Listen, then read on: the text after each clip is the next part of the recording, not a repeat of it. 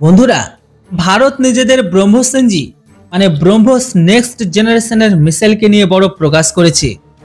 যেমনটা ভারতের ব্রহ্মোস এনজি নিজেদের মূল ব্রহ্মোসের থেকে আকারে ছোট ক্রুজ মিসাইল হবে, আর এটিকে নিয়ে ব্রহ্মোস অ্যারোস্পেস প্রকাশ করেছে যে তারা ব্রহ্মোস এনজির বিকাশকে প্রাথমিকতা দিচ্ছে।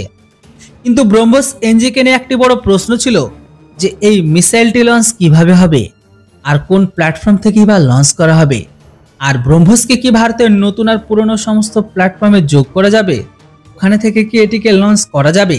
কেননা ভারতের যে এখনকার যুদ্ধপথ বা যুদ্ধাস্ত্র আছে সেগুলো তো সবগুলোই পুরনো প্ল্যাটফর্মের উপর বানানো।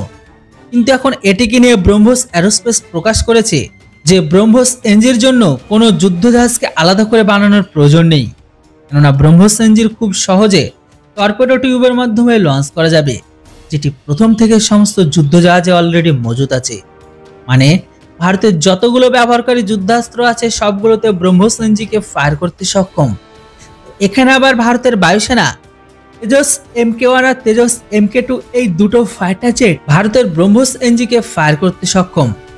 তবে এখানে সব থেকে বড় চমকানোর মতো বিষয় হলো এটাই, ভারতের ব্রহ্মোস এনজিকে কিছুটা এমনভাবে ডিজাইন করেছে যে টর্পেডো মিসাইলকে লঞ্চ করা টিউব এমনকি ব্রহ্মোস এনজি মিসাইলকে লঞ্চ করতে পারবে।